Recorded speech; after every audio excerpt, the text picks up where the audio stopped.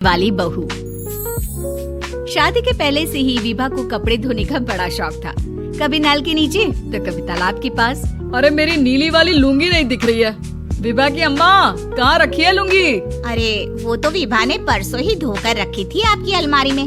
देखो वहीं होगी। वो ना मैंने आज धो दी, मुझे लगा कि गंदी हो गई होगी। अरे कैसे गंदी हो गई थी? उसे तो मैंने पहना भी नहीं। हे भगवान, इस लड़की के कपड़े धोने की आदत से परेशान हो गया हूँ मैं। जितना तो घर में राशन नहीं आता, उससे कहीं ज्यादा डिटर्जेंट पाउडर का खर्चा है। इसकी शादी करवा दो, शादी जाए अपने घर में ही करे काम, फिर चाहे घर के कपड़े धोने हो या पूरे गांव के। हाँ ठीक बोल रही हो, देखता हूँ मैं कोई लड़का। वो दिन भी आ जाता है जब विभा को देखने लड़के वाले आ जाते हैं। लड़की मुझे अच्छी लगी। होने वाली सास कहती है, बेटी अगर कुछ पूछना है तो पूछ लो।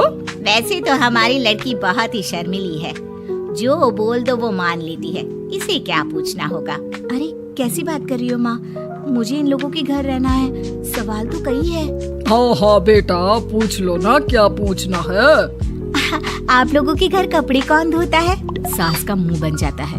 देखो अगर तुम ये कहना चाहती हो कि तुम्हें कपड़े धोने नहीं आते तो सुन लो, कपड़े मैं ही धोती हूँ, लेकिन तुम्हारे आ जाने के बाद मैं रुमाल तक नहीं धोऊंगी। अरे चुप रहना भगवान, बहू बेचारी घर आई नहीं, उसे डराना शुरू कर दिया। वो क्या है ना बिटिया, अभी तक तो ये कल्लू की माँ ही धोती थी, लेकिन अब तुम्हारे पापा तो दहेज में वॉशिंग मशीन देंगे ही। तभी विभा की माँ बोल पड़ती है, सवाल भी पूछा तो क्या। वैसे भाई साहब, मशीन की तो फिर भी कपड़े धोने की कैपेसिटी होती है। मतलब जो बिटिया दे रहे हैं ना विभा, इसे कपड़े धोने का बहुत शौक है। ये आप लोगों के क्या, आस पड़ोस गांव मोहल्ले सबके कपड़े धो दे और उफ तक ना करे। बाहर देखा नहीं आपने कितने कपड़े सूख रहे हैं? सब हमारी बिटिया ने ही तो धोए हैं। बस भी करो ना माँ, शर्म आ रही इतनी तारीफ सुनकर। और तो और एक दाग निकाल कर दिखाओ तो मान जाऊँ। हाँ अच्छा माफ करना बेटा, मैंने गलत समझा। हमें तो रिश्ता बहुत पसंद है। और ऐसे जुड़ जाता है रिश्ता कपड़े धोने का शौक रखने वाली विभा का। उसकी शादी हो जाती है कोयला फैक्ट्री में काम करने वाले कल्लू के साथ। शादी के बाद अचानक विभा चिल्लाती हुई सास के पास आती है। सासू माँ, अरे सासू माँ कहाँ है आप? ये तो धोखा है, धोखा दिया आप लोगों ने मुझे। इसे ससुर के चक्कर के बारे में पता चल गया। अरे तो उसमें तुझे क्यों धोखा मिला है? अरे नल में पानी नहीं आता, कपड़े कैसे कब धुलेंगे? अच्छा तू पानी नहीं आ रहा उसकी बात कर रही है। तो आपने क्या सोचा? कुछ नहीं। अच्छा तेरी माँ ने कहा था कि कपड़े धोने का शौक है तुझे, याद आया मुझे। शौक बोलकर कपड़े धोने वाले मेरे जुनून को कम ना आके सासू माँ, कपड़ा धोना मेरा गुरूर है। तभी पति भी वहाँ आ जाता है। अभी मैंने इसे सनी देओल की फिल्म दिखाई है, उसी के डायलॉग मार रही है माँ। अच्छा सुन, साफ साफ बता रही हूँ, पानी सुबह 4 से 6 और शाम को 10 से 12 आता है, समझी? विभा टाइमिंग सुनकर हैरान हो जाती है। ये क्या भूतों का मोहल्ला है?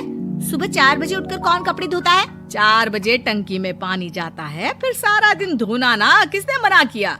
अरे कैसे बात कर रही हैं? 200 लीटर की टंकी में कितने कपड़े धो लूंगी मैं? सुबह ही उठ जाऊंगी मैं। अब क्या था, विभा सुबह 4 से लेकर रात के 12 बजे तक कपड़े ही धोती रहती।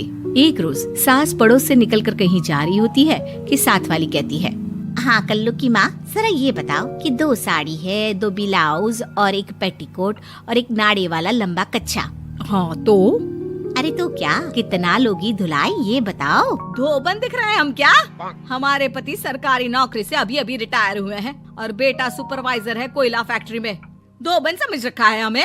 हाय रे कल्लू की अम्मा, माफ कर दो, वो तो मोहल्ले में यही सब बता रहे थे कि तुमने बहू को कपड़ा धुलवाने के काम में लगा दिया है। सास को पड़ोसन की बात सुनकर गुस्सा आ जाता है। वो घर पहुंचती है जहां घर के बाहर ही इतने सारे कपड़े सूख रहे होते हैं जितने कि किसी धोबन के घर पर। अरे ओ कल्लू की दुल्हन, बाहर निकल। माँ जी यहीं आ जाओ, बाथरूम में चादर धो रहे हैं हम। अरे अभी हम धोते हैं, तुमको बाहर निकलो। ये आस पड़ोस वाले बोल रहे हैं कि हम बहू से कपड़े धुलवा कर उसे कपड़ा धोने वाली बना दिए हैं। अरे छोड़ो ना माँ जी, किन लोगों की बातों में आती हो? आस पास के लोगों का तो काम ही होता है कि वो किसी तरह सास बहू को लड़ा दे। बहू सारे घर के कपड़े धोती है, ये क्या कम है? बोलिए। सास को भी लग जाता है कि वो बहू का ये सनकीपन नहीं छुड़वा सकती, इससे अच्छा है कि खुद ही चुप हो जाए। एक रोज सास और बहू मंदिर जाते हैं, जहाँ सास की साड़ी वहाँ खड़ी भीख मांगने वाली से मिलती है। माँ जी क्या बात है, आपकी साड़ी उस भिखारन से कितनी मिल रही है ना? हाँ हाँ देखो तो दोनों की साड़ी मिल रही है। क्या बात है कल्लू की अम्मा, तुम खुद को तो अफसर की बीवी बताती हो और ऐसी सिंपल सी प्लेन साड़ी पहनकर घूमती हो। सिंपल और प्लेन नहीं है ये साड़ी। तो क्या सोने के धागे से फूल बने हैं? कुछ भी सासू माँ, कुछ भी।